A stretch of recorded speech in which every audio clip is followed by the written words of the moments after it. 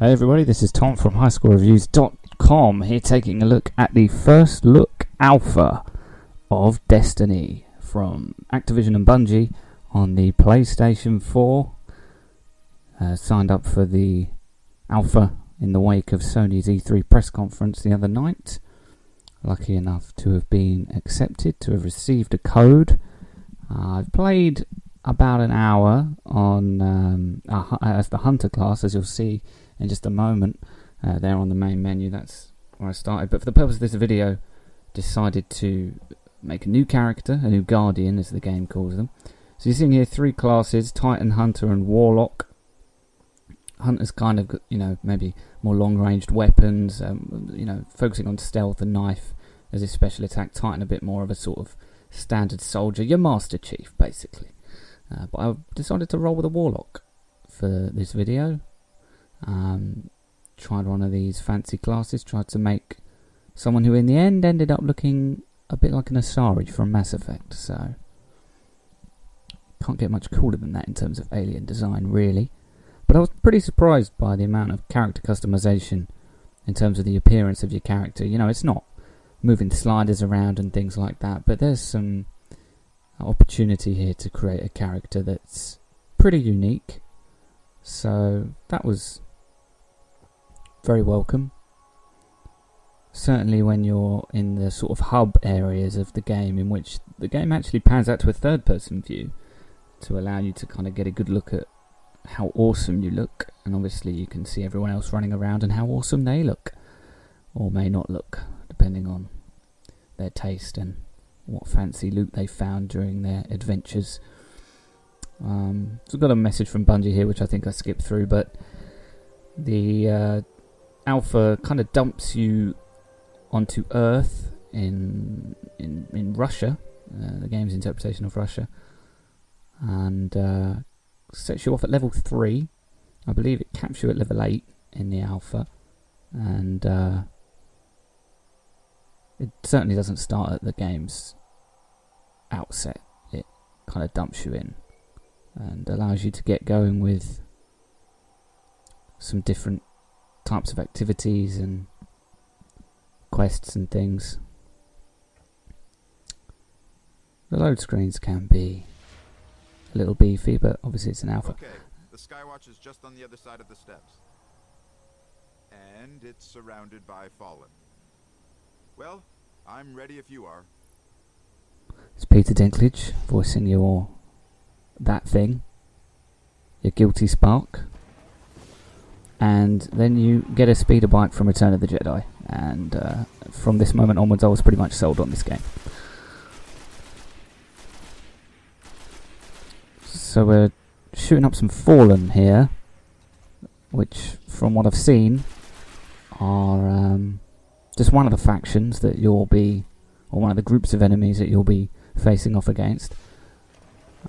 So I'm using the touchpad on the PS4 controller to bring Peter Dinklage up, and from there you can sort of... Thousands of humans boarding the colony ships, off to build cities beyond. And now the Fallen, just picking its bones. Up the hill, the building with the radar. That's the Skywatch. Yeah, so Peter Dinklage kind of laying down some lore there and some backstory, which, even though you kind of get dumped in at level 3 and there's not a whole lot of context to what's happening, I still found myself pretty interested in everything that he had to say and what was going on. Obviously Bungie well versed with building a pretty impressive sci-fi universe, so they have pedigree in that regard.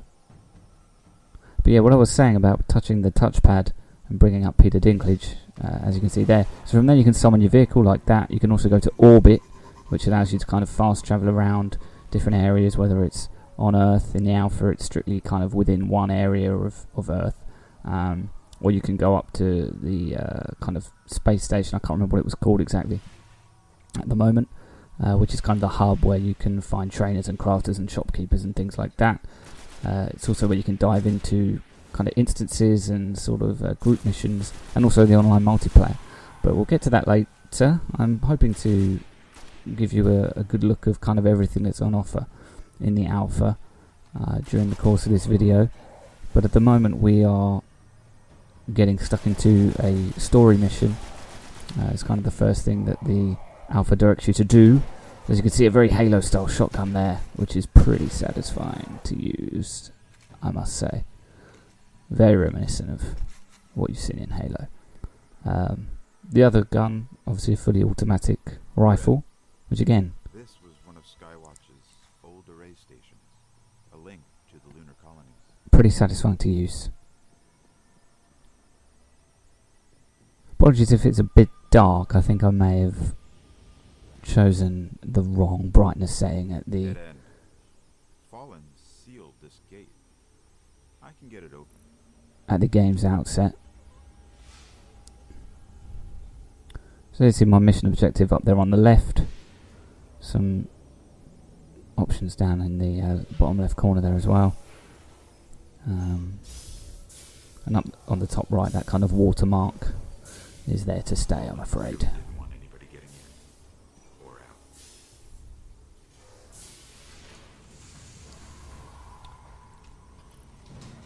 I think the sound design's really good. Ambient music. It's all very, very Bungie, very Halo. What is this? Lots of motion ahead. I've got a bad feeling about this. Peter Dinklage in episode 7 confirmed. It can't be. It's the Hive. So now we're getting Hive. I've leveled up to level 4. That bar at the bottom there, which will fill up with green, is your XP bar. On the right there it's saying plus 44, that's your XP, or it's saying plus 6, that's your currency. The name of it escapes me at the moment. And then obviously under that I've just picked up a gun. You do get loot in this game, which you'll see a bit more of later. Obviously my health up at the top there. So basically when your health regenerates, that kind of final bar, which was red, will fill up to a point, and then you'll have to wait a bit longer for your kind of the other two bars to come back, which I guess kind of represent your shield, and then that kind of final bar is your health.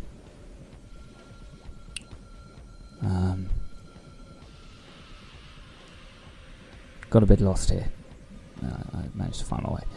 Yeah, you know, you bring that kind of overlay up with the touchpad, it will basically tell you where to go as well. Floating in the air, you have to kill it. I like how things are just kind of called wizards. Even though this is kind of a sci-fi universe, you've got enemy wizards. Obviously I'm playing as a warlock. It's kind of strange. Getting those Grimoire cards that are unlocking down the bottom there, which apparently you go to bungie.net to find out kind of what they're all about. Obviously they did some pretty impressive stat tracking and things like that for their Halo games, which was pretty impressive. And I've been playing some Battlefield Hardline, and the stat tracking in that is also rather in depth.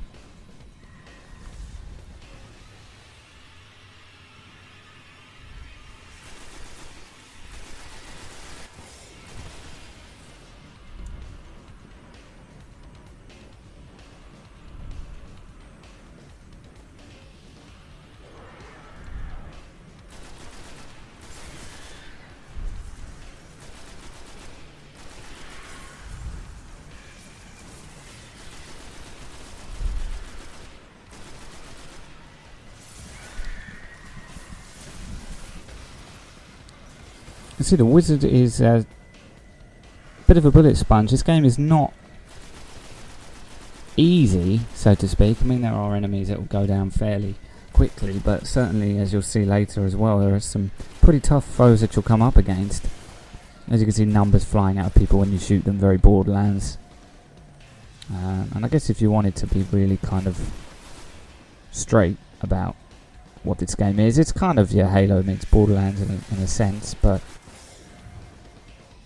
there's a lot of MMO archetypes in the mix as well, which you'll see more of.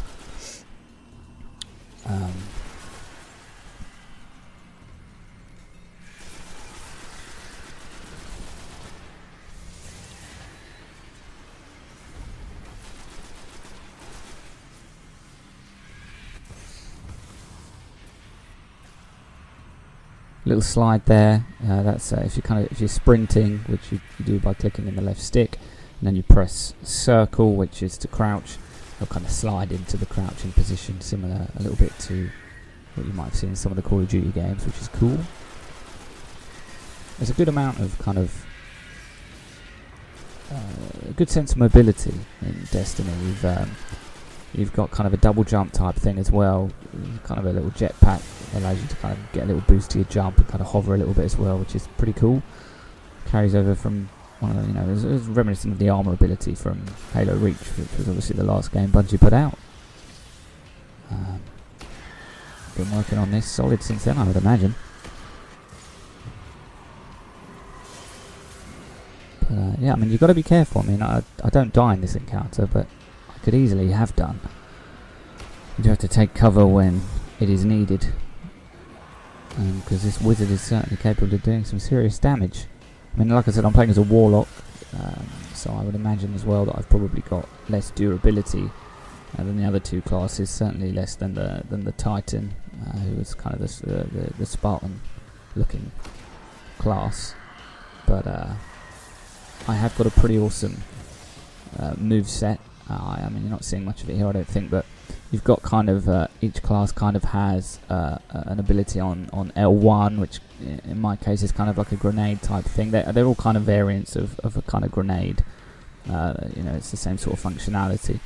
And then on R1 you've got your melee attack, which in my case is this cool little kind of force push thing, which can sometimes disintegrate enemies, which looks really awesome. And then if you press them both down at the same time, which is a move that you'll see later, you kind of do your big special attack, which does obviously a lot of damage but can take a while to recharge. But there's that mission done.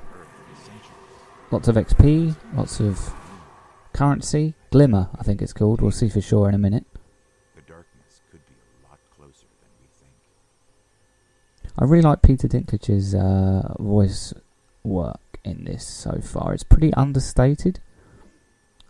There's me sitting down. There's kind of emotes tied to each direction on the D-pad, which is, very MMO.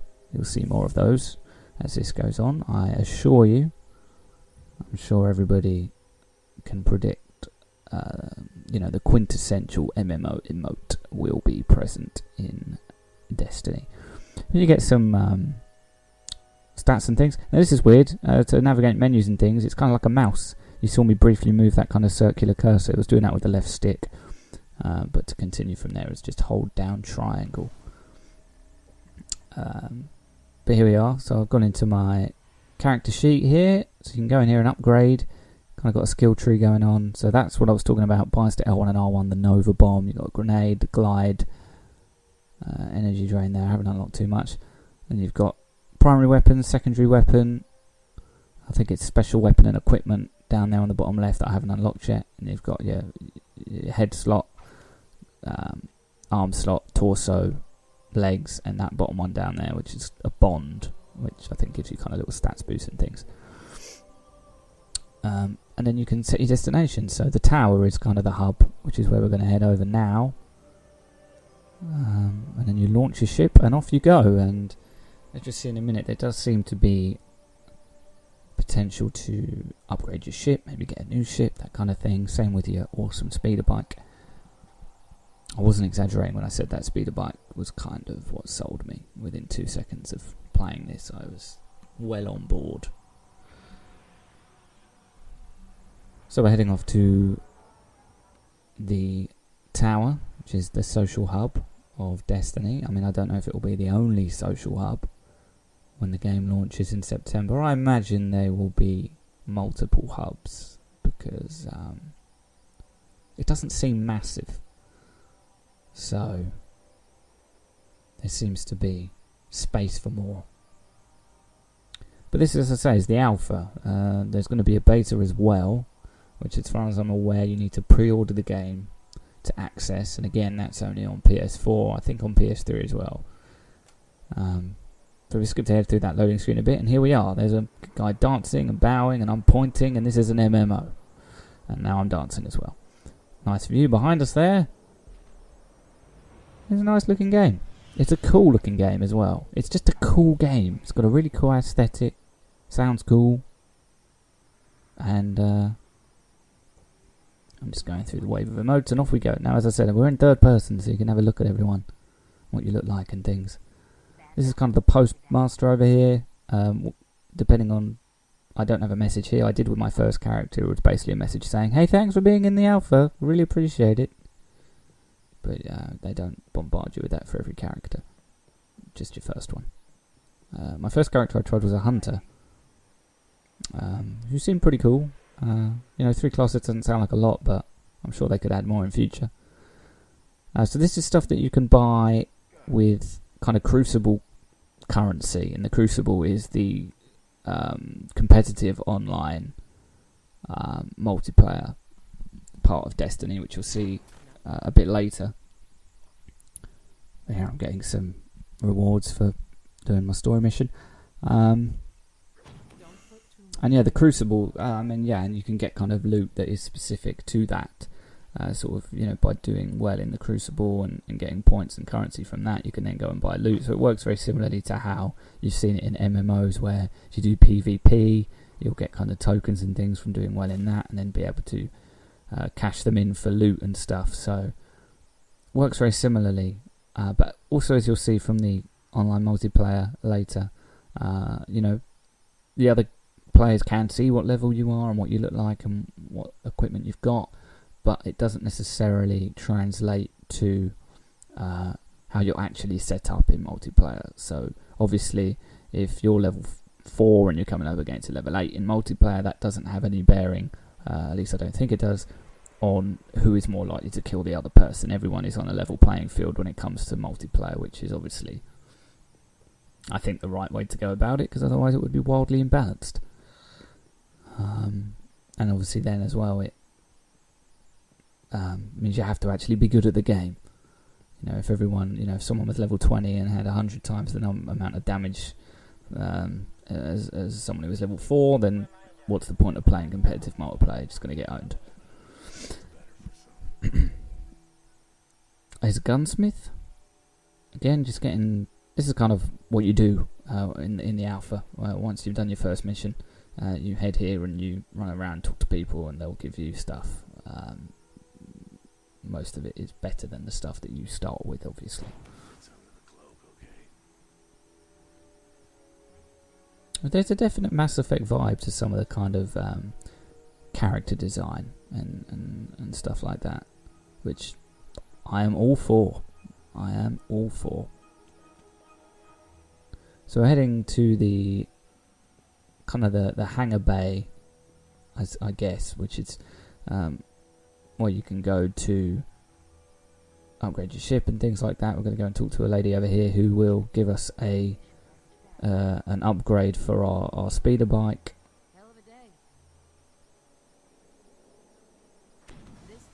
And for our ship. And some XP. You saw, I think, on a lot of those shopkeepers, I don't know if you noticed, there was a stock refresh timer, which you have seen in Borderlands. So basically that will mean that they're constantly changing the stuff they have for sale.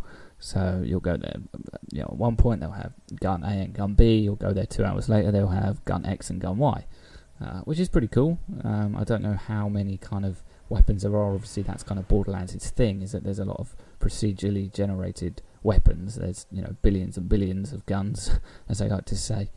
I don't know how extensive it's going to be in Destiny, but we'll see, I guess. Now here is, obviously I've chosen Old Russia on Earth, which is the only place you can go in the alpha, and then you can kind of choose what you want to do. So there's a story mission we can do again, then there's the Explore, which will just dump you on the planet, and then you've got Strike. So Strike is kind of like a mission kind of cut off from the kind of open world. It's not an open world, but you know what I mean. It's kind of a self-contained mission. It'll be very challenging. You've got to play it with a group of people, ideally a balanced team, and obviously communicate and work together. And as you'll see later, I did dive into one of those and there was no communication or coordination, and we didn't really do very well. But I'm just going to dump into Explore, which is kind of, I suppose, the main bulk of what most people might be doing in Destiny, where you are kind of left to go off and pick up missions around the environment and do them as you see fit. I don't know if it'll be all like this in the main game, but in terms of quest givers and how you get the missions, they're not people that are kind of sitting around. They're kind of drops, which you'll go up to and press a button, and then you'll kind of get a message, a voiceover that will say, hey, this has happened, we need you to help, can you go and do this please? So we get jumped in there. Right. This time we go wherever we want. Nothing holding us back. Yep, Guardians just as have Peter been Dinklage planting says. beacons here to connect back to the tower. We find them, we can help the city. I'm already detecting a few. Yeah, that's what they're called, beacons. So you go up to those beacons, hold down a button, I think it is, and then they will give us a mission. So obviously by bringing up Peter Dinklage here, all the beacons are being marked, all the beacons in the near vicinity are being marked, and we can go and find one and then get our objective.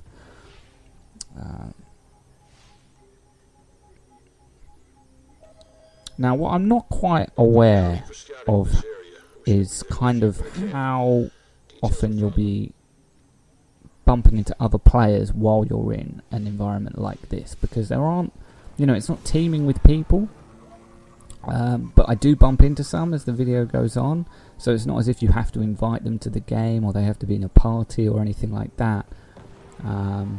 It would seem as though people will kind of pop in and be in the same world as you. There's a guy over there actually that's been marked, which I don't think I go and actually see this particular person, but it's not, I'm not quite clear. This is embarrassing. I'm trying to get up to this cave and I try to do it a number of times before I actually get it right, so I apologise for this. There we go, flipping over the vehicle. We're back in Halo. This speeder bike is really awesome. In fact, it just went off. There's my super move, which was pretty cool.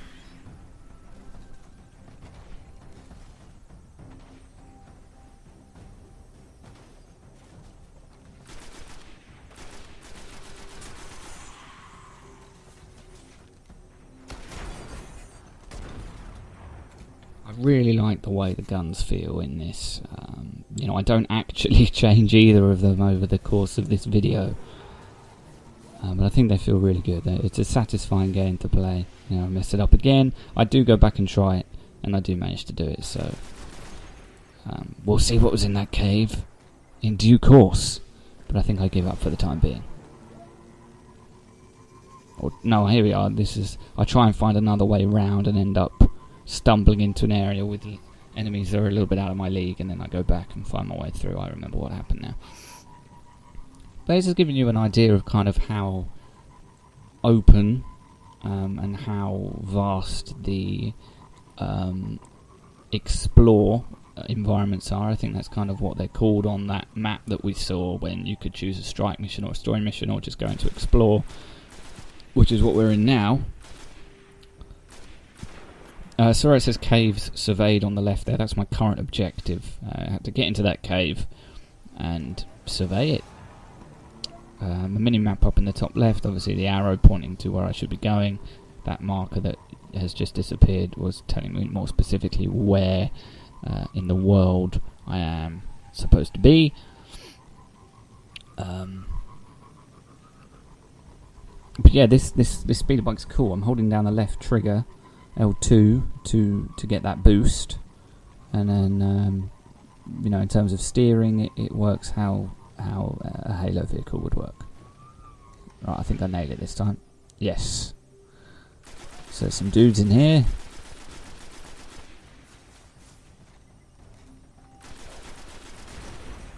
The leveling doesn't seem all that fast, I must say. I don't know what the maximum level is. I don't know what the level cap is. Based on what some of the requirements are for some of the equipment you can buy from some of the vendors, I'll send Kate an update. it looks like it might only be level 20. I might be way off with that, but if it is, that would explain why the leveling doesn't seem super rapid. But obviously that's something that, one, I might be wrong on, but two, even if I'm not, it's certainly something that they'll, I'm sure, increase as the game develops and they add content to it and things like that. You know, one imagines with this kind of long-term plan they have for it, and the way MMOs tend to work, is that there'll be free content that gets patched in, and then maybe every so often they'll do a big kind of grandiose show the war court what you can do. Expansion pack. Has the details. Obviously, there by holding down triangle, I can just abandon the objective and go and do something else. I'm not sure that there's any sort of quest log, so I don't know if you can have more than one mission activated at any one time. But the game seems quite streamlined in that sense, in that it's not as if, you know, you want to pick up 10 quests at once and keep track of them and kind of come back to them. It's much more instantaneous than that. You know, you pick up a mission and generally speaking you don't have to go that far to do what you need to do. So you know, I might be wrong again on this, but I haven't seen anything in this alpha that suggests there's any sort of quest log or having multiple things going at the same time. It's, like I say, a bit more instantaneous than that. You pick up a mission, you're generally pretty close to the objective, you go and do it, you get the XP, you get the loot, you get the money, you move on. But, you know, that's what I think is going to give it a kind of addictive quality, especially when you're playing it with friends, because, you know, you could get a lot of stuff done very quickly, which makes it very satisfying. And, you know, I do feel as though that if the leveling is perhaps not as quick as a Borderlands, where, you know, certainly in the early stages you're leveling up pretty quickly, I feel as though, yep, it's a good view, you know, it's not a bad place to dance. Nice looking skyline. Clouds look pretty good. What's also I've noticed as well is that, because obviously this is my second character that I've tried, the conditions of this environment at least will change at times. You know, sometimes it'll be daytime, sometimes it'll be nighttime, sometimes it'll be snowing harder, so the ground will be covered in more snow. You know, this is quite a bright blue sunny day. But, you know, as I said, you know, there was an instance when I was in this environment and it was dark and it was snowing a lot more heavily than it is here, which is cool, you know, that kind of dynamic That should satisfy the war cult. element to the environments, and, you know, it will hopefully keep things relatively fresh, certainly in this alpha where this is the only environment that you can explore. So that's not to say it's a small environment. You know, there seems to be some scope to it. We've acquired some very curious satellite readings on this area. The Kryptons will pay for a ghost analysis. Kryptons, did he say? What a twist. So obviously this mission is sending me back into at least some of the area that I was in for the story mission. But as you'll see, I'll come out in a slightly different area. Being level 5 now, I'm taking these guys at level 4, I can't remember. Level 4. Taking these guys out a bit more easily.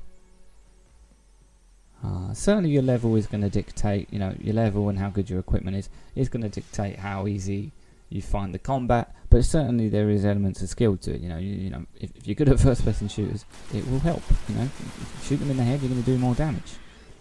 And it does feel, I think the gunplay is more satisfying and more shootery is a kind of stupid term, but more shootery and more satisfying than Borderlands, I think. I'll update Master Rahul. Great work. I can't put a finger on why. I mean, it's just a satisfying game to play. It's really smooth. It's slick. Solid frame rate, doesn't drop. Locked at 30. So, it's satisfying to play.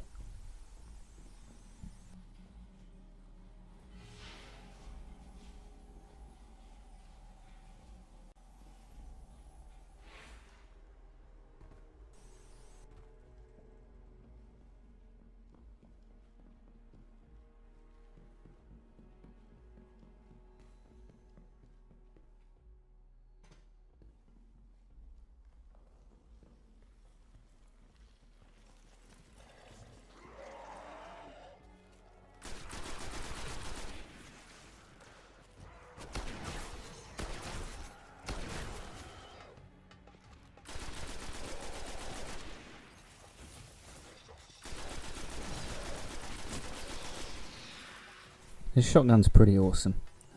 I like the rifle as well, but the shotgun is really awesome. And this bike is just... It's pretty great. It is pretty great. Not relevant to Destiny at all, but I captured this footage using the share button on my PS4.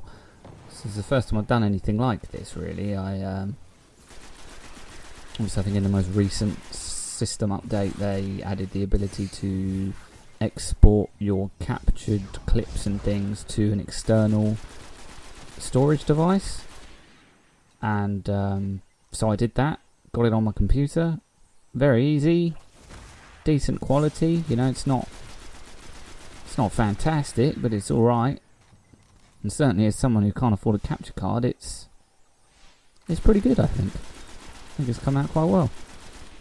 I mean, obviously, it's only ever recording the last 15 minutes, so there is some timekeeping to be done when you're recording a longer video like this. You kind of have to keep pushing that share button every 15 minutes, so it makes sure it's saved the last 15 minutes before you start recording the next 15 minutes. But it's not a big deal, really.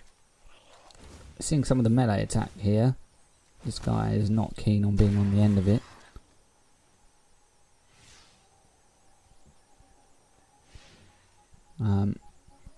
Yeah, I mean, like I said, the video quality is not absolutely fantastic. I need you to be my eyes and ears here. Your ghost can give you the specifics. Yeah, there's some compression, of course there is. But I still think you're getting a decent sense that this game does look nice. Certainly running at 1080p on a nice TV, it looks really, really great. I think it's got a nice style to it. It's really sharp, really clean, and it just looks cool, which I said earlier. But you know, it's kind of how I described how Mass Effect 2 looked. It just looked cool. It was just a cool looking game. You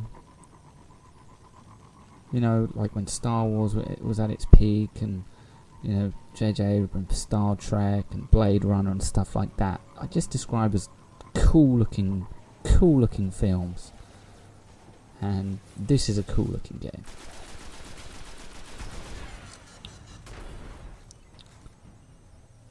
So this mission I've picked up here, I've got to go and scout an area which, if I remember rightly, kind of involved getting up to a high vantage point and just kind of looking over the map. I mean, there's some, you know, kind of the type of mission where it seems as though Bungie's like, this environment's pretty good looking.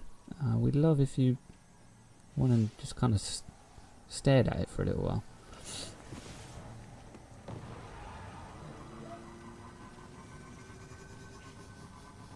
This thing's pretty easy to drive. You know that the cornering is pretty tight on it, as you saw there. Went around that bend pretty easily.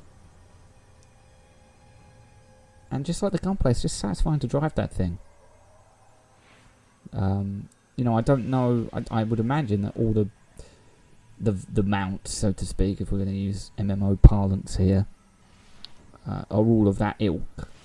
But obviously, there seems to be upgrades and things that you can apply to them. I don't know what kind of attributes would change.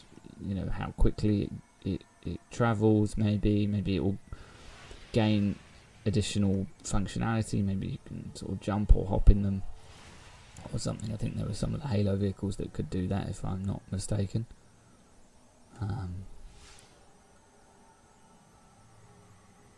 I don't think there was any need to get Peter Dinklage out here, but I don't know, it just looks more like I'm scouting an area than if I'm just standing here. But Peter Dinklage seems to have done a lot of voice work for this game. There was an interview with him on, I think it was IGN, in which he said, "I'm not doing Destiny, what you talking about?" But obviously, he was lying. Anyone out there? New Monarchy is offering rewards for those willing to help reclaim this place for the city.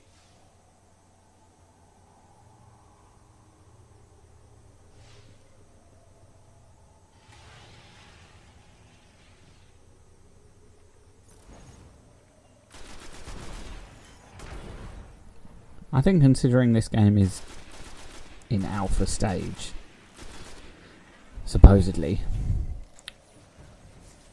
it looks great, runs great, plays great. I mean, I'm not sure it's doing anything hugely new, but it's bringing together a lot of really cool elements from other games, and is seemingly set in a really interesting, cool-looking universe with what could be some cool lore. Here we see getting some resources there, materials, so crafting might be something that you can get up to in this game. Another MMO trope. Yeah, I don't think it's necessarily doing anything new, but it's doing everything it does really, really well. And I don't think you've ever, even though it's not doing anything new, so to speak, I think the way in which it's bringing all these things together, I don't think you've really seen it done quite like this before. You know, it's kind of an MMO, but you know, obviously there aren't hundreds of people running around in this area, for example. I mean, I guess there are some MMOs where they don't fill up areas with hundreds of players. You know, they keep it a little bit more manageable and contained. Something like Guild Wars rings a bell when I think of an MMO like that.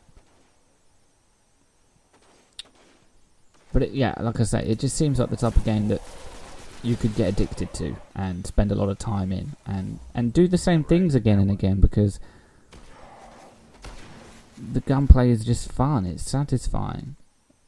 You know, I think the fact that there's a good balance between you have to be good at shooters and, you know, your equipment, and your loot also needs to be decent. I think that balance is what makes it satisfying to play. We are looking into something dark stirring near this location. For your ghost. I think if it was too heavily reliant on how good your equipment was, I don't think it would be that satisfying to actually play. You know, if you were shooting at things and you felt like nothing was happening because the gun you were using, you know, wasn't that great. I don't think that, like I say, would be that satisfying to play. You know, obviously, if you were to go and try and take on a really high level enemy, you know, as a low level character, you're probably going to struggle. And as I said earlier, I tried one of those strike missions, as you'll see, which didn't really go well. And I did feel as though, you know, this is probably down to the fact that I probably wasn't playing properly, my team probably wasn't playing properly, we probably sucked, maybe it wasn't the game, but, you know, you were coming up against, I guess, kind of raid bosses, to use yet more MMO terminology, and, you know, they were taking a very long time to go down, and when you feel as though you're kind of shooting the weak points and you're doing everything right from a shooter perspective, and you feel as that that's some really nice lighting over there, by the way, coming out of that. Look at that. That's pretty. Yeah, when you feel like you're kind of doing everything that needs to be done from a shooter perspective, and you still feel as though you're not really doing anything to the enemy, that can... I felt like some of the bosses that you'll see later dragged a little bit, but like I said, that might just be because I'm late. But you know, certainly that's the case with Borderlands as well, and you know, this is a hybrid game, so you kind of have to take some of that stuff as part of the course. This is not a pure first-person shooter. There are obviously plenty of other systems and elements that contribute to how good you're going to be at it, how you're going to approach combat scenarios and things like that. But it seems well balanced to me so far. I think that comes across quite well in the competitive multiplayer. Actually, you know, that makes it very apparent that being good at the game from a shooter perspective is still useful. You know, loot is not going to always trump skill, but likewise, you could be skilled and be let down by the fact that your loot's not great. At least that's the impression that that I have gotten from my time with this so far. And I think I'm going to spend a lot more time in this game. I think I'm going to, in this alpha, I think I'm going to try and do everything. Maybe do everything with every class. I mean, it ends on Sunday, so I haven't got a ton of time. But I'm going to try and spend as much time as I possibly can in it, because it's very fun. I don't know if I'm going to pre-order this game, so I don't know if I'll get into the beta. But like I said, it's fun, and it's not coming out till September. Which in fairness is pretty soon, you know, that's not that long to wait. It's certainly got a nice window for itself to go and sell like hotcakes. You know, October's pretty rammed. Call of Duty is not until November. So there does seem to be a window of opportunity for this to be pretty big. It's going to have a huge marketing push behind it, one would imagine. Having the creators of Halo on all the trailers is probably going to help. Here we are. Now we're seeing some AI go up against each other, which was always cool to see in Halo. And the Covenant fought the Flood and kind of waddled into the fray like, hey, picking things off. I probably didn't manage this situation as well as I could. I think it took me a second to realise exactly what was happening. Maybe I could have hung back and picked people off while they were killing each other, but hopefully that kind of scenario is fairly commonplace in the full game, because I think that kind of stuff is pretty cool. It was certainly awesome in Halo, mainly because it was like, hey, fighting the Flood absolutely sucks. If someone's going to do it for me, then great.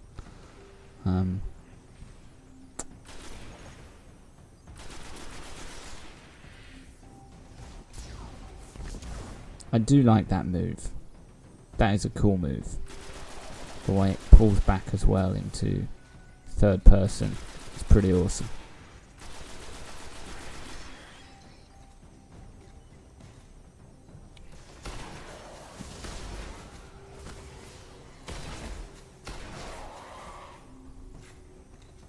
I think the enemies look pretty nice. Obviously, Bungie have designed some iconic enemies. You'd be hard pressed to find someone who can't name at least one type of enemy in Halo, whether it's an elite or a brute or a grunt or the things that have to snipe, the jackals. That's it.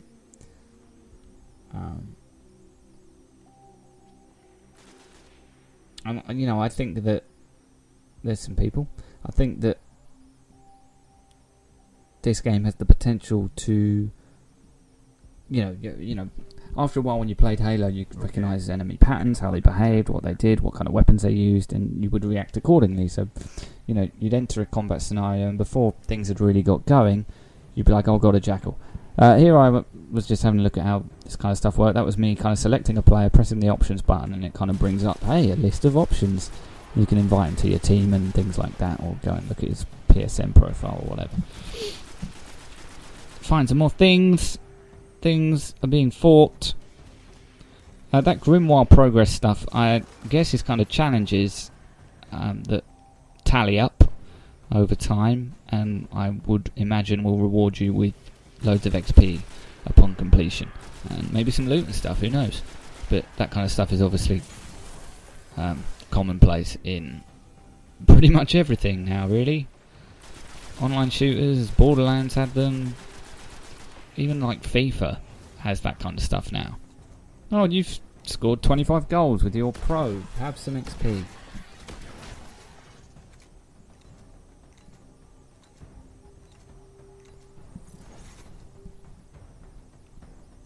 I'm supercharged, that means I can use this.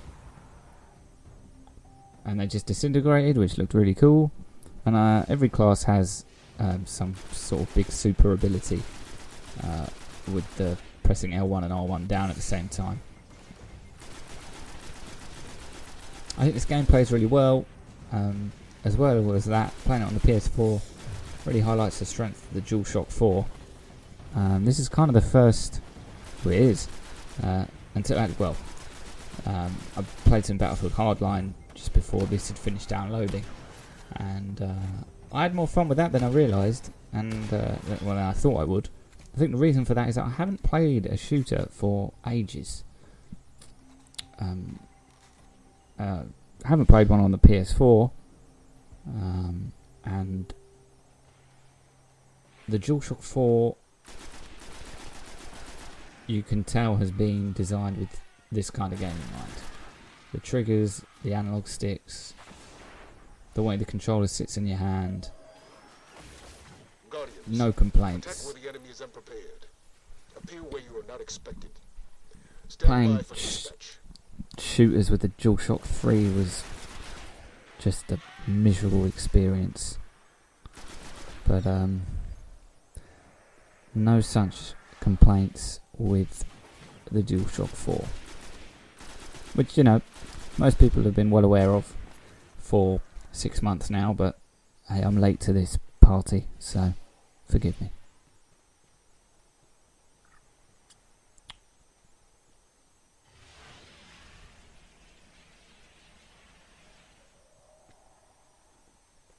What's also interesting is, you know, obviously this game is quite a persistent online world, and people might be wondering, do you need PlayStation Plus to even play this game? Do you need Xbox Live Gold to even play this game? And based on the menu, or kind of the map where you pick what you're doing, essentially, you know, are you doing exploring, are you doing a strike mission, are you doing a story mission? Often there will be a list of kind of requirements, like you need to be doing this for 1 to 3 players, you need to be this level to do this, or some of them say you need PlayStation Plus to do this.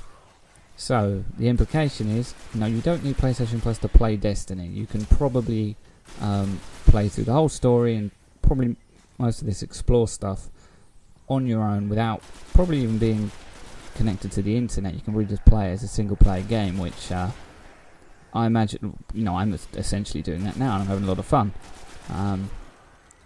But the strike missions, obviously the competitive stuff, there might be some other stuff as well.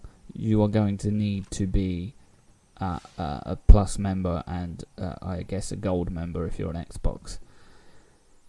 The hub stuff, I don't know how that would work. I don't know if, you know, I imagine the hub is always there. I don't know if it would be populated if you weren't a Plus or Gold member. I'm not sure how that would work. Certainly on PlayStation, Sony have been a bit more adaptable with their requirements regarding online. You know, with their free-to-play stuff and things. So this I was just showing off. You can go and replay any story mission at any time. And here you've got kind of difficulty settings that will kind of change things. They're a bit like the skulls, I guess. They're kind of modifiers that will also give you more XP and things like that. And they will kind of tell you how suited you are to playing on that particular difficulty setting. Sorry.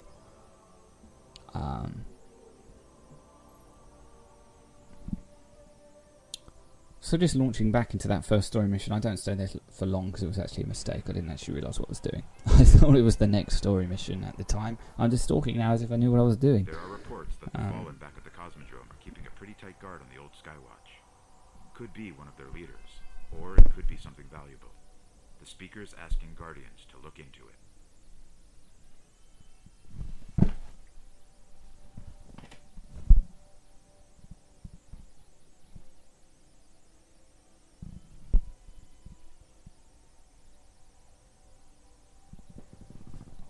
But you at least got some more Peter Dinklage, so not a total waste of time.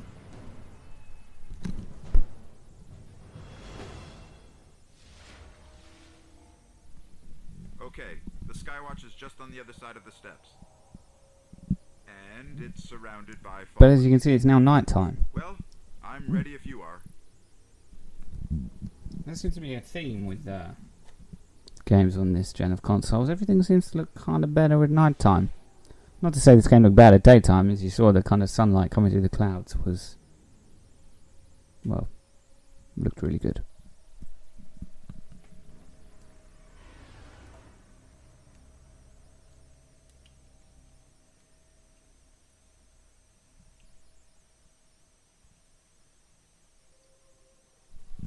So I'm going to look around some of these upgrade trees. It's kind of showing you, some of them are kind of passive, so they'll change those 3 bars there, armor, recovery and agility. Some of them are, you know, active abilities that you initiate. So press this to do this, press that to do that, that kind of thing. Some of them will be modifiers for those active, those active abilities. So I think there was one down the bottom there that turned glide into glide being the double jump with the jetpack. It kind of upgraded it to be like a dash, I think it was, where you kind of cover a short distance, kind of in a flash.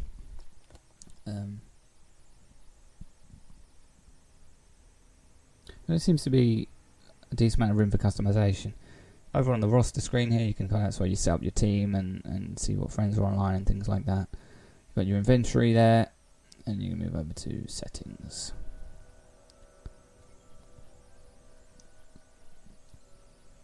So we're heading back to the tower.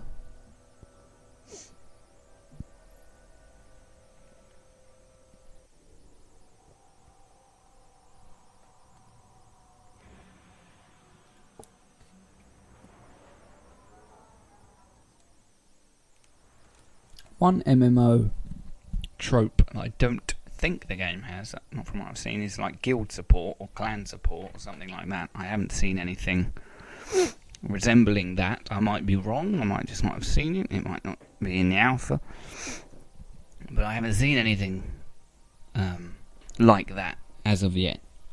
All I've seen in terms of teaming up is the co-op stuff. You know, as far as I'm aware, you know, there are certain things that require you to be in a group.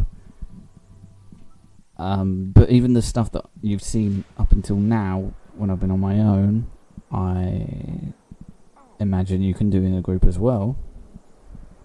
So, the game definitely encourages co-op. This guy's going to decode an encryption for me, which will get me some new armor.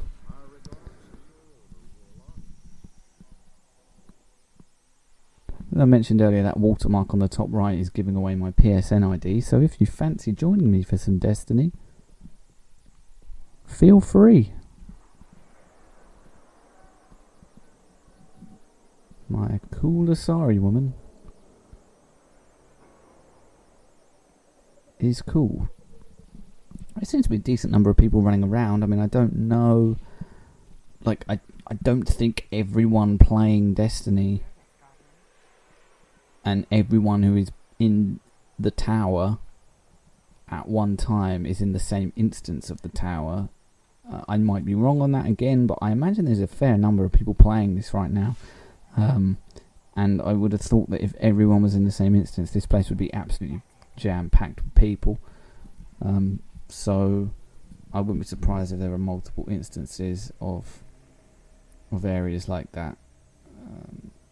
Clearly there must be, because certainly in the case of the exploration stuff on Earth, that was clearly instanced to an extent, because you're not telling me that it would actually be that sparse if it was just one instance. So we're going to dive into the Crucible here. There's obviously a number of icons there which seem to suggest that that's how many game modes there'll be. But there's only one available in the alpha, which is kind of capturing control points. Stuff you've seen before. There are 3 control points on the map. You've got to hold them as long as you can, ideally at the same time, and you'll get points accordingly. And if you get more points than the other team, then I guess you win. And we did win, as you all see. I actually didn't play too badly. I mean, I was pretty bad at Battlefield Hardline in my short time with it. I'll give that another go and might do a video But I was okay at this. You know, I wasn't outstanding. I think I ended with a KD ratio of 1.5 or something. But I never really felt frustrated. You know, I didn't make a great start to this match from what I remember, but like I said, I never really felt frustrated with it. And the gunplay holds up just fine. You know, I think if you put Borderlands into an environment like this, it might not hold up. I think they've done kind of arena DLC in the past, which wasn't against other humans, it was just against the AI, but I don't think it really worked. I don't think it was very fun, and it definitely wasn't what people wanted from Borderlands. And I'm not saying this is the hook of Destiny. It obviously isn't, the competitive multiplayer, but I think it's definitely something that people will enjoy and get hooked on, because it you know, the gameplay is good, and this map at least seems neat. And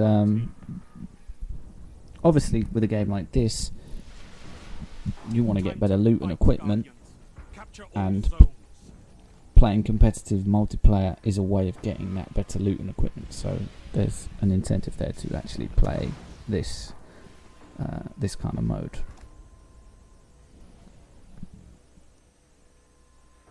Zone C secure. Gained the lead. Enemy captured Zone A. Zone Also, B. British voiceover man. Pretty cool. Not as cool as Halo Man, but you know, he is the king of online multiplayer announcers, I suppose.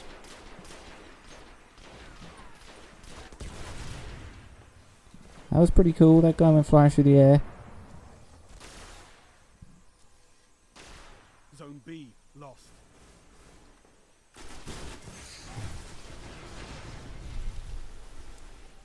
Enemy captured Zone B. Lost No kill B. cams, but you can go and, you know, while you're waiting to respawn, you can go and Zone view A other players. neutralized. You're in the Obviously, lead. the respawn animation's pretty cool. Zone A secure.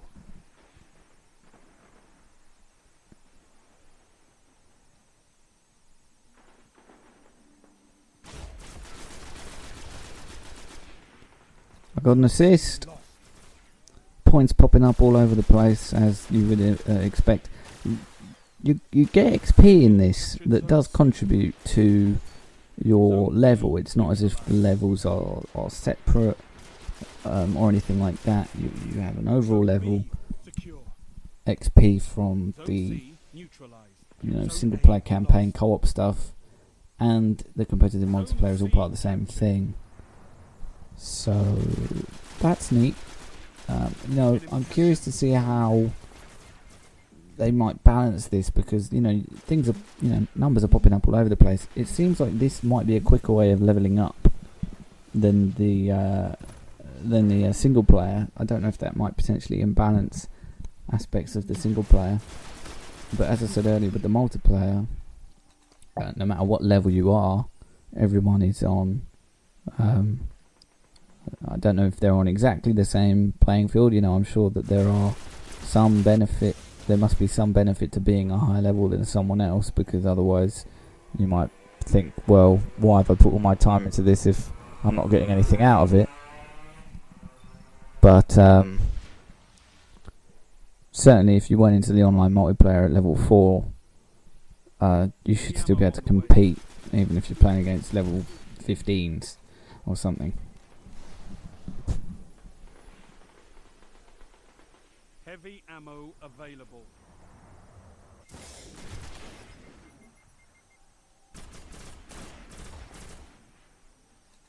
I get better, I promise.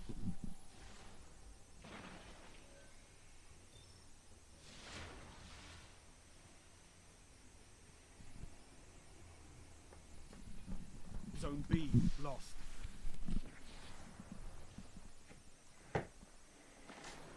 Enemy captured Zone B.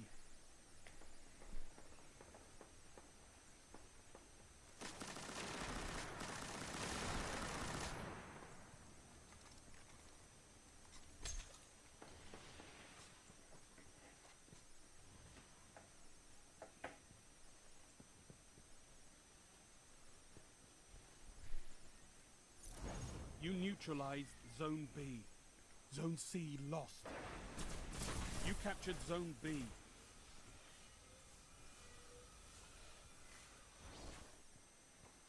Enemy captured Zone C.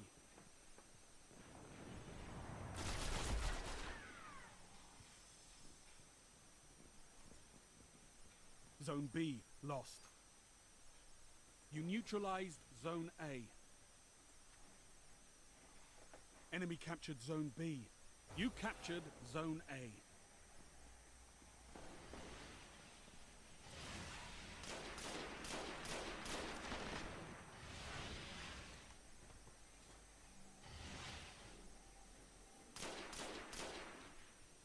Zone A lost. Enemy captured Zone A. Enemy controls all zones.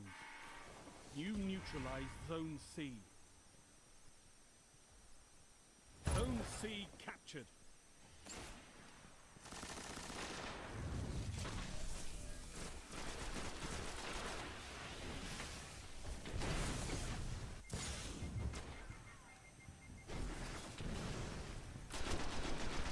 Zone B neutralized.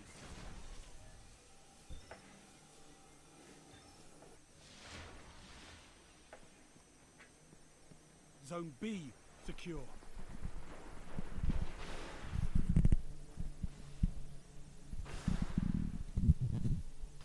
Using the superpower, supercharge Zone A in multiplayer neutralized. is pretty satisfying, as you will see at some point. I killed that guy.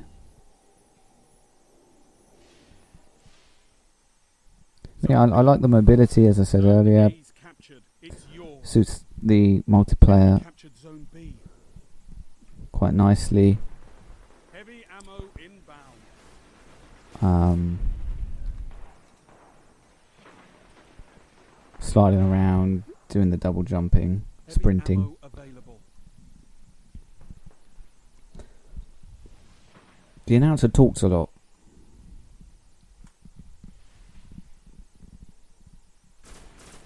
And he's got a cool voice and everything, Zone but A lost. God, he talks a lot. You neutralized Zone C.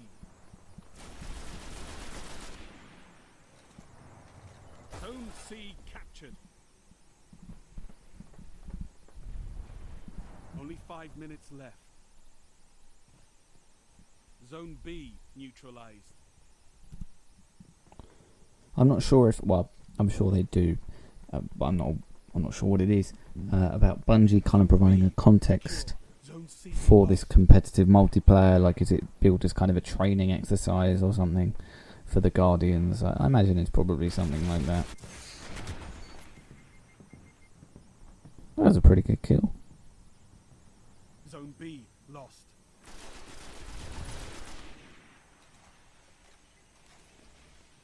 Enemy captured Zone B. You captured Zone A. Enemy captured Zone C.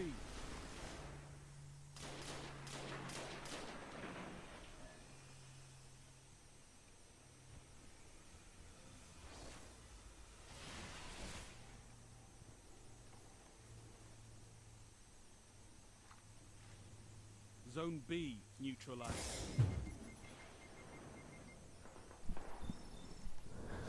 That was pretty emphatic. Gotta give him that one.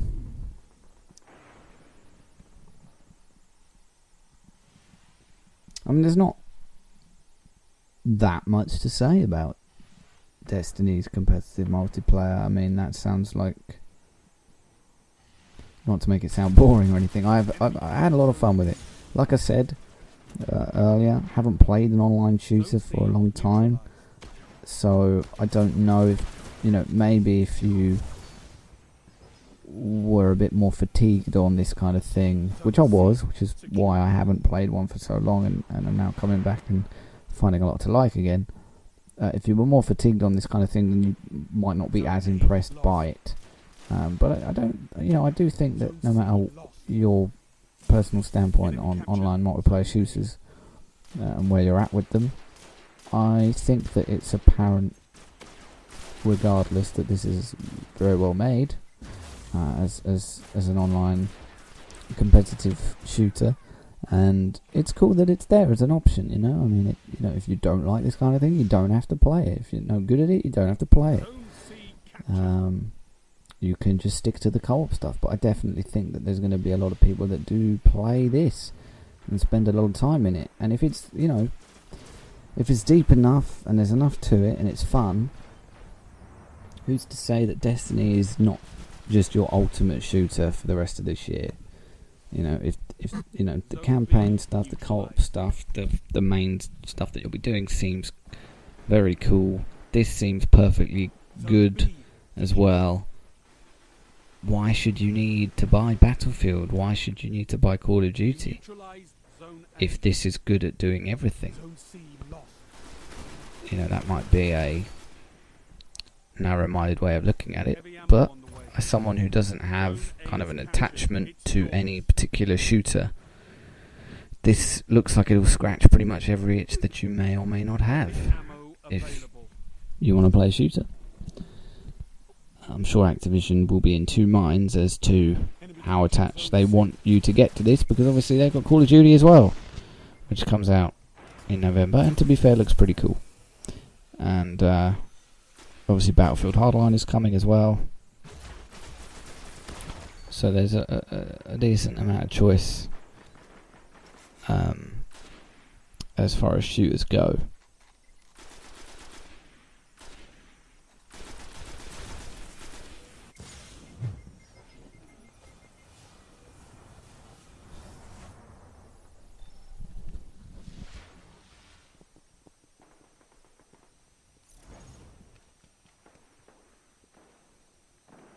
Zone C neutralized. I think it's all going to come down to how many modes, how many maps. Because, they look like there were maybe 6 modes on that screen before. I can't quite remember, but not, a shocking amount. And number of maps, I don't know. Total control. Good work. But yeah, I mean, even if people are only using this as a way of leveling up for the main game and getting better loot for the main game, I think the fact, as long as it has that hook, I think it has the potential to do well. Even if maybe from a gameplay point of view, it's not doing anything maybe to stand out in the way that Titanfall does. But then Titanfall seemed very bare bones with what actually surrounded the gameplay, whereas this is obviously complemented by a lot more, with its campaign and co-op and everything, and the fact that it's all cohesive and coherent and all tied to the same thing. I think that's going to do it a lot of favours when it comes out.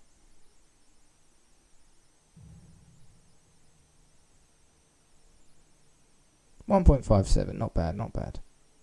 8 assists as well. Most assists on the team, so I could quite easily have ended up with 19 kills. Not bad at all.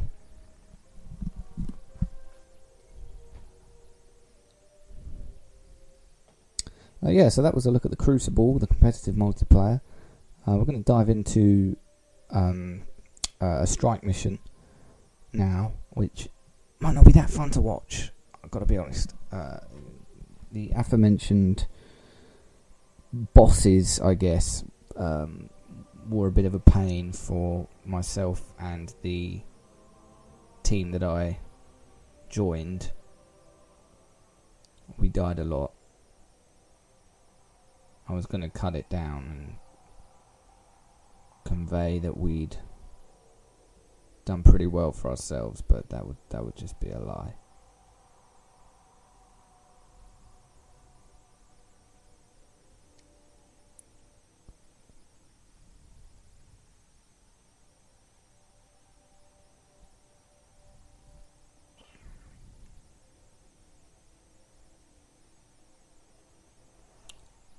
The menus are pretty slick. They're nice looking. I think the use of this cursor thing is an interesting decision. I played another game Not that long ago. To claw at the walls of our city unless we strike them down.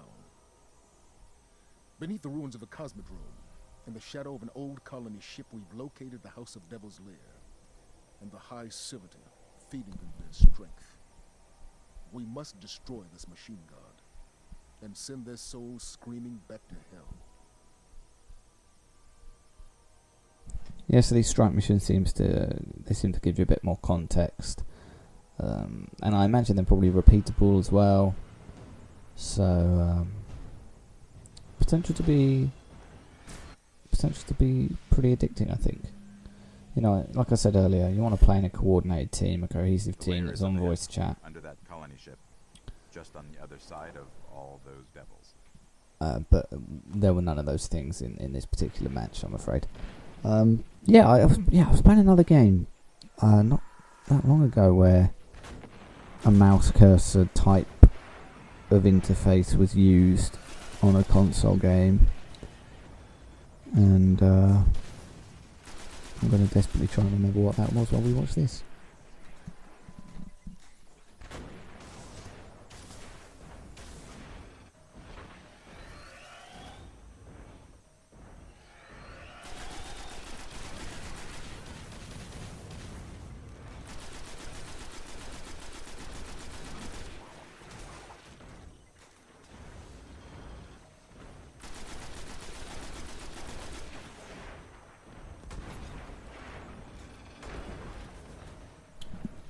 I'm not going to be able to remember, but yeah, this boss mechanized beast thing that we're fighting certainly took a lot of punishment and dealt out a lot as well. So it took us a while to get him down, and we died a lot. But there we are. These probably aren't designed to be easy. They're designed to be challenging, and in fairness, I think it recommended that you were level 6 or 7, and I don't think any of us are actually the recommended level. So again, maybe an example of the fact that there is a balance required for you to do well between you being good at shooters, but also being well equipped with loot and, you know, being at a high enough level. Because I imagine being a higher level is going to influence how quickly you go down and maybe how much damage you do. But, you know, being good at shooters is going to help as well. You know, enemies have weak points. You know, in this particular case, obviously he doesn't have a head, so it's not like you can do headshots on him or something. But when the numbers are yellow when they're popping off enemies, that indicates that you're doing, you know, that's a weak point. That's a good amount of damage that you're doing there. You know, so when you shoot someone in the head, yellow numbers are going to come off. In this case, it seems to be his legs that are his weakest point.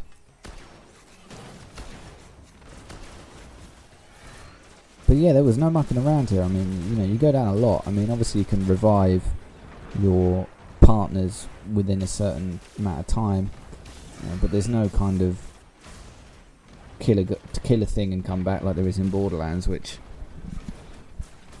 you know, the more you think about it, that was a really cool mechanic in Borderlands, that you could revive yourself by killing something that, you know, obviously if another game was to adapt that, it would be blatantly ripping off Borderlands, blatantly copying it, stealing it, whatever. But it's a cool mechanic. You know, I think I would totally be cool with that being in other games, and because there, you know, situations like this especially are very reminiscent of a Borderlands boss. That kind of kill to revive mechanic might have been welcome. And again, you know, the fact that this game in different ways reminds you of other games might affect the way in which you approach this kind of situation. Because, you know, you're going down very quickly. I'm being maybe a bit too gung-ho, a bit too bold with my positioning and things like that. I do think you go down in this game quicker than you do in a Borderlands. You know, it is more reminiscent of a Halo in terms of how quickly you can go down. And so I think that that's maybe something you would have to be aware of when you're going up against an enemy like this. Unfortunately, I never seem to learn my lesson during the course of this fight. Certainly seem wiser after the fact, but it was pretty tough. And I'm down again.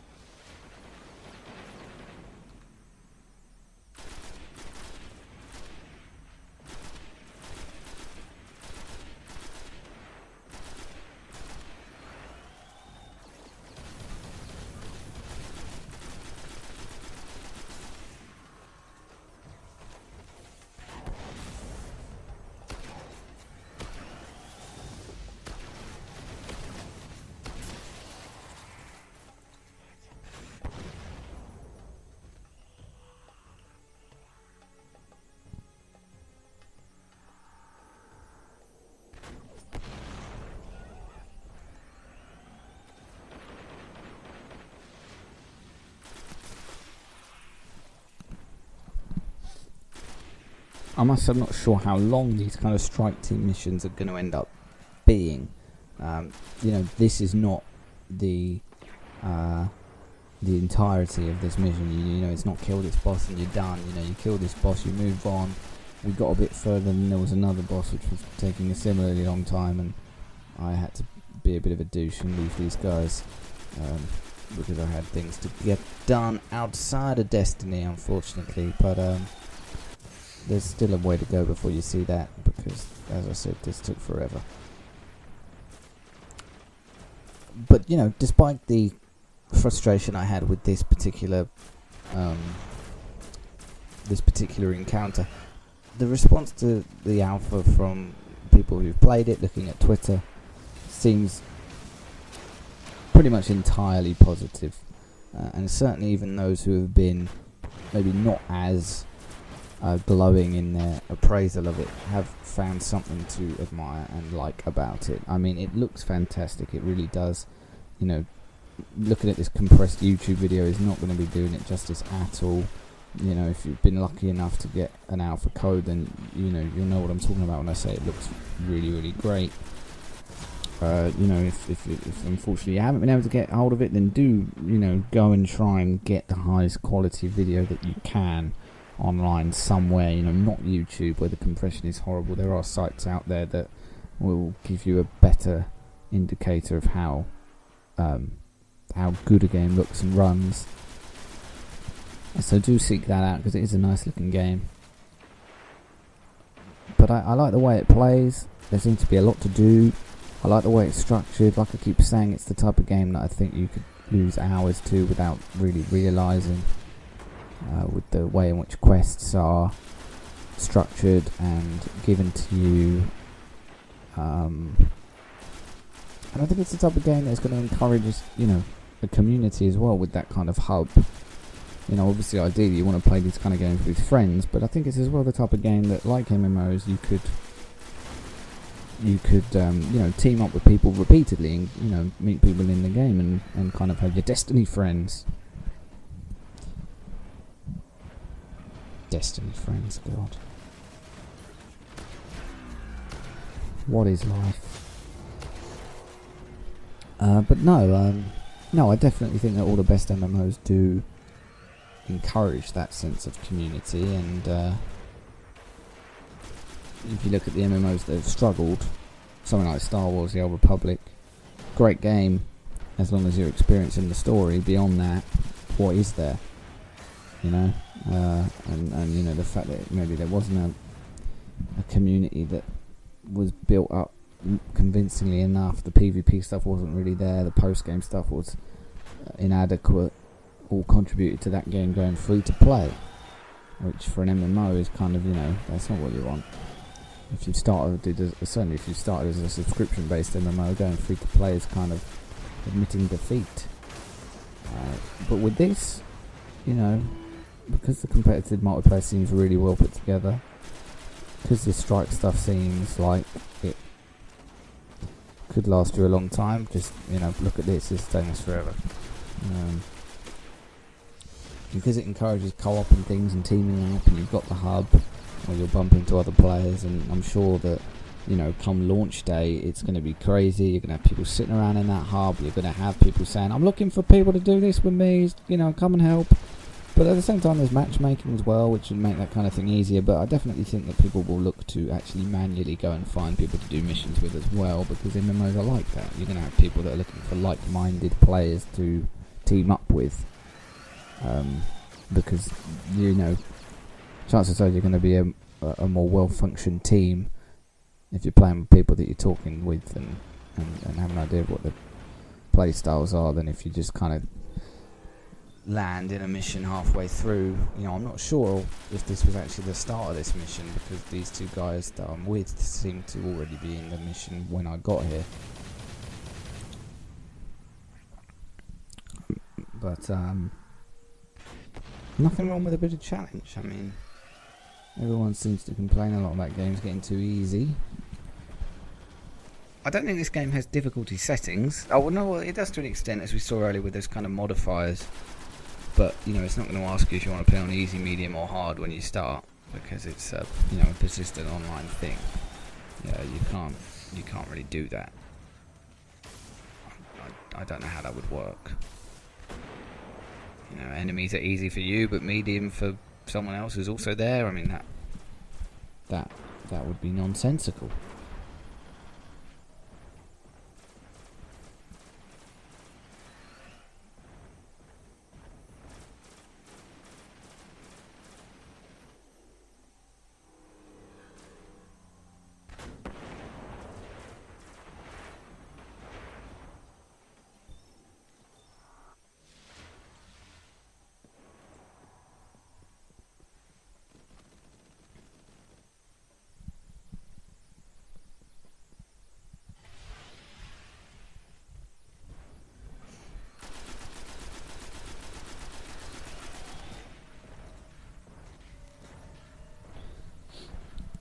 Obviously, if you're in the Destiny Alpha, as I said earlier, feel free to join me for games, guide me, teach me, because clearly I know little of what I'm doing in this particular scenario. But as well, you know, give us your thoughts on how this game's shaping up, how it's looking, because certainly there seemed to be a sense of, I don't know, I guess people kind of felt obliged to be excited because it was Bungie. But until this E3, I felt like people didn't really have much reason to be excited beyond that, because no one seemed to really know what the game was, what you would actually do, how it was structured. You know, was it just Borderlands? Was it Halo? Was it an MMO? What was it? Turns out it's a bit of everything, really. And you know, I'm curious to hear more reactions to it, hear more response to it. You know. Certainly, you know, I'm not sure what my expectations were. I mean, I guess I always had in the back of my mind that this was going to be good, because it's Bungie, but maybe I didn't know why it was going to be good. But character progression and customization stuff seems really well put together. I love the way it looks, sounds great. I'm pretty intrigued by the kind of lore and the story element of it. You know, from the little I've seen, you know, maybe, you know, humanity has got problems. You know, there's a darkness returning, blah blah blah. You know, stuff we've seen and heard before. But Bungie have put together some really good stories for the Halo games, so no reason to think that they can't do the same with Destiny. And you know, the fact that they've kind of put pressure on themselves, or maybe it's Activision that's put pressure on them, I don't know, but there's this kind of anticipation that this is going to be a big long-term project, whether it's spread across just this one game and they keep expanding on it, or whether they do sequels. There seems to be an expectation that this is going to grow and become a big thing, so you would think that the groundwork has been laid in the story here and the universe here to be something that can expand and become really interesting and keep you coming back. So that's something to be excited by as well, because it should mean that it's a very deep, you know, dense universe with lots of lore and interesting characters and things. So that's something to be excited by, I think.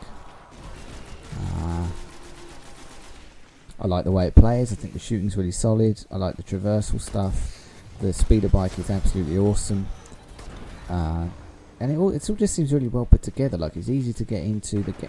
It's easy to meet up with people, hook up with people, get into games. And just you seem to be able to get a lot of stuff done. You just get stuff done. It's just and it's got that quality where you'll just lose yourself to it, because of the way the missions are given out and quite tightly packed into areas where you can sort of go from one to the next one to the next one to the next one with not much downtime. But at the same time, there seems to be definitely potential for you to go off and make your own adventure and just kind of wander off and explore, because it's not the type of game, I don't think, where you'll necessarily want to avoid combat either. You probably won't have any qualms about wandering off and exploring, because if you bump into enemies, great, because the gunplay's fun. But as well, like I keep saying, because there's this need probably for this type of game for them to build a really cool universe, just going off and exploring might actually be something that's worth doing, just to see if you find anything cool outside of missions and quests and things. I think there has to be that side of it, Think about good MMOs, something like World of Warcraft. I remember when that launched, people would lose hours to just exploring and wandering off and seeing the vistas. I don't know how varied the locations are going to be in this game. Like, is it all on Earth? And where are you going on Earth? I'm curious, maybe I haven't researched as much as others have into that kind of thing, and someone could give me an answer, but I really don't know how kind of varied locations are going to be, and where you're actually going to go. Is it all on Earth, or who knows? I don't.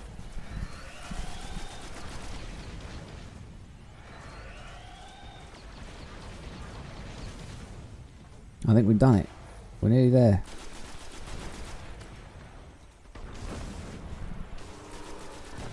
And he's down.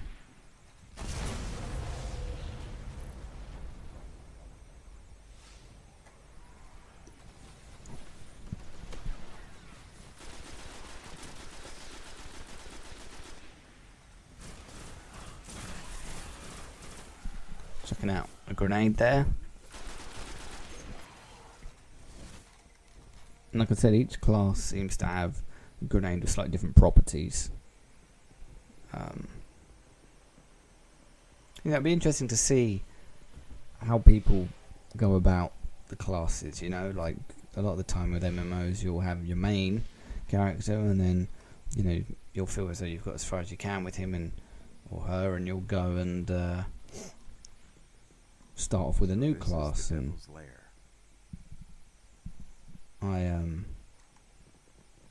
this class seems cool. I really like the special move, the supercharged thing. But I also like my hunter. I'll try and get as much as I can out of both of them. Maybe try the Titan as well before the alpha is over.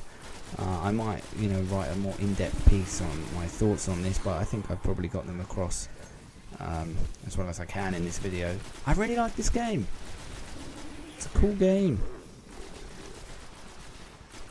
And even though I've played it now, and clearly know kind of what it's all about, there's still a lot that I kind of feel like I don't know, like in terms of where it's going to take you, and it's story stuff and world building stuff that you don't know as much about from playing this. The alpha gives you a good impression of how it plays, how it's structured, the kind of things you'll be doing, but maybe the context of it all is still a bit shrouded, which I think is cool, because I'm intrigued to see what kind of world, what kind of universe they've built, because they've shown with Halo, which is one of the biggest gaming properties around, that they are well capable of building something huge, and I think they're being given all the backing that they could possibly want to make this just as big. So reason to be excited for launch in September. And I'm still excited to see more of the alpha, and maybe I will pre-order this so I can get into the beta.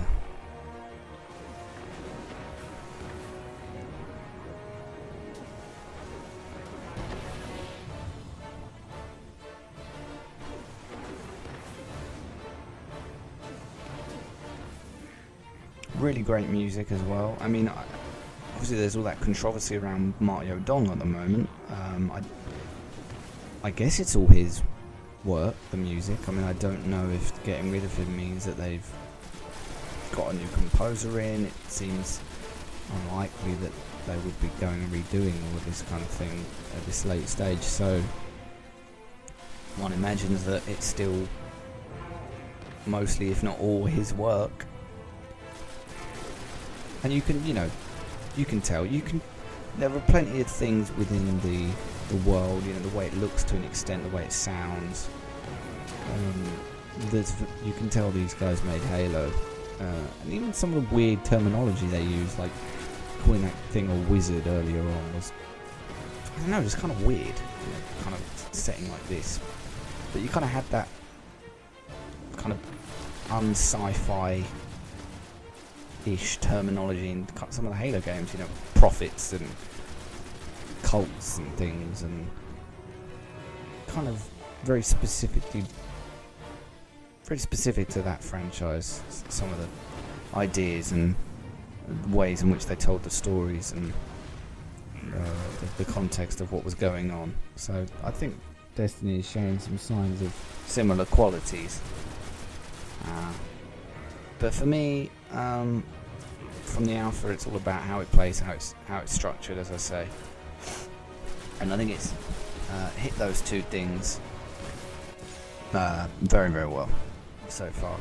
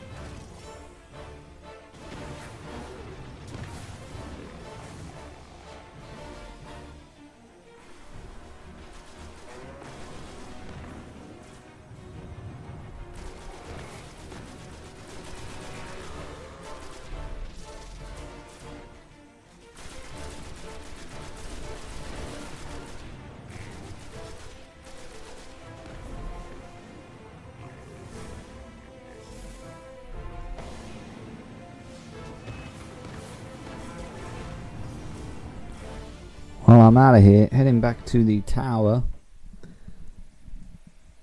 to bring this to a close. As I keep saying, very impressed, really enjoyed my time with the alpha so far. Looking forward to playing more over the next couple of days, and then maybe getting my hands on the beta at a later date, but we'll certainly be picking the game up when it comes out. It comes out in September the 9th, I want to say. It's out on PS4, of course, Xbox One as well, and PS3 and 360. It'll be interesting to see how those versions hold up in pretty much every regard, really. Kind of the networking side of it, but also, obviously they're not going to look as good. This is a very nice looking game. As I say, I might do a longer written feature, which you'll be able to find at highscorereviews.com. You might be watching this video on that site already, in which case keep your eyes peeled. If you're watching this on our YouTube channel, then please do rate, comment, subscribe. Especially interested in hearing your comments on what you think of Destiny as a game, if you're in on the alpha. And follow us on Twitter as well at Highscore Review. Facebook is facebook.com/highscorereviews. And yeah, that's been the Destiny Alpha. It is available on the PS4. I don't think they're accepting any more sign-ups, unfortunately. If you're in, you're in. I mean, if you've applied and you haven't got a code yet, they might still be sending them out. You want to keep an eye on the email address that is assigned to your PSN ID. That's where the email will pop up. That is a perfect video thumbnail there. And another example of the fact that this game looks really nice. Really nice. But yeah, this has been Tom for highscorereviews.com. Keep checking back on the site and all those other social media channels that I mentioned. And this has been the Destiny Alpha. Thanks very much for watching. Goodbye.